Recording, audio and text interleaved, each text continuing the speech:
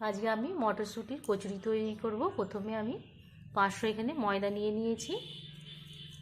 এর মধ্যে আমি দিয়ে দেব সাদা রিফাইন অয়েল 2 চামচ, অল্প নুন দিয়ে দেব, অল্প চিনি দিয়ে দেব। এবার এটা আমি ভালোভাবে মিশিয়ে নেব।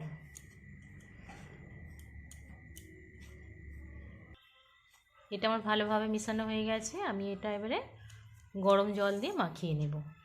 অল্প অল্প জল দেব, মাখিয়ে নেব।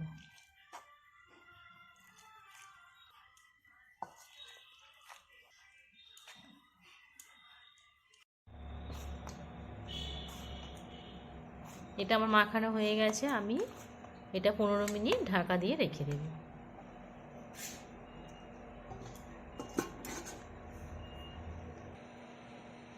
ফিরে আসছে আমি 15 মিনিট পর। এবার এটা আমি ভালোভাবে মাখিয়ে নেব আর একবার।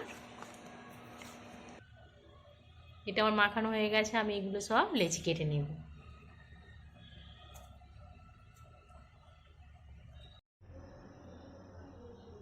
আমি এখানে 400 গ্রাম মটরশুঁটি নিয়েছি। এটা 4টে কাঁচা লঙ্কা, আদা কুচি দিয়ে একসঙ্গে বেটে নিয়েছি। একেবারে মিহি করে বাটতে হবে।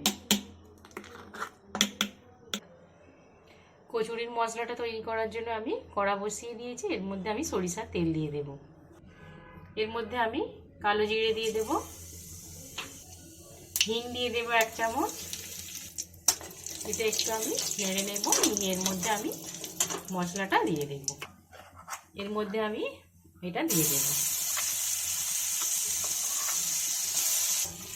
মশলাটা আমি ভালোভাবে তৈরি করে নেব। এর মধ্যে আমি 1 চামচ চিনি দিয়ে দেব। এর মধ্যে স্বাদ মতো আমি নুন দিয়ে দেব। যতক্ষণ না কাঁচা গন্ধটা যাবে আমাকে এরকমভাবে একটু রান্না করে নিতে হবে। তবে এটা এর মধ্যে একটু আমি 1 চামচ ছাতু দিয়ে দেব, এটা একটু টাইট করার জন্য। এর মধ্যে আমি 1 চামচ ছাতু দিয়ে দেব। এটা ভালোভাবে আমি মিশিয়ে নেব। এটা ভালোভাবে মিশিয়ে নিলে আমার এটা রেডি হয়ে যাবে। দেখুন কচুরির মশলাটা আমার রেডি হয়ে গেছে। আমি এটা এবারে নামিয়ে নেব। এগুলো সব আমার লেচি কাটা হয়ে গেছে। কচুরির মশলা দেখুন ঠান্ডা হয়ে গেছে। আমি এটা এবারে এর মধ্যে ভরে নেব। আমি এর মধ্যে এবারে ভরে নেব।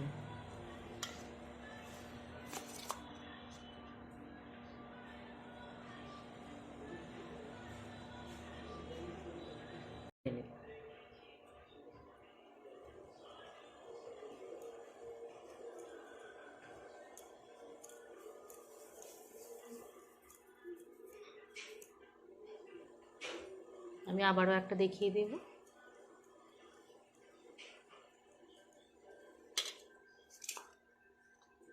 একটু বেশি করে দিতে হবে, না হলে খেতে ভালো লাগবে না।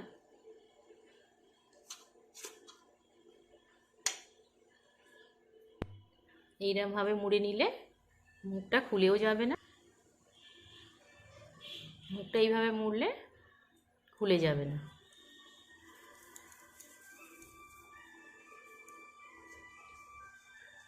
এইভাবে আমি সবগুলো ভরে নেব। এগুলো সব আমি ভরে নিয়েছি। আমি এবারে বেলে নেব।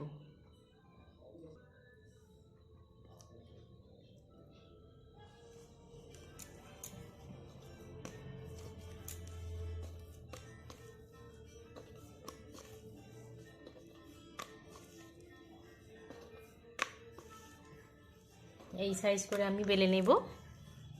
এরকমভাবে আমি সবগুলো বেলে নেব।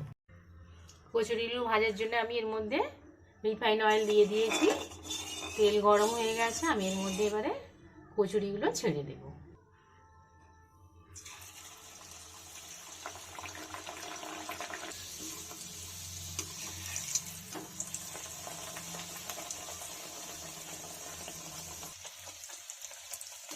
দেখুন কচুরিগুলো কত সুন্দর ফুলেছে। এইভাবে তৈরি করলে কচুরিগুলো খুবই সুন্দর খেতে হয়। আমি এটা হয়ে গেছে, তুলে নেব।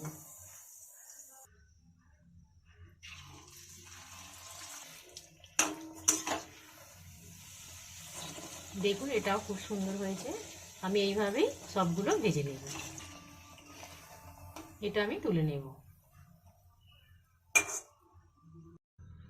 মটরশুঁটির কচুরি আমার তৈরি হয়ে গেছে। দেখুন কত সুন্দর হয়েছে।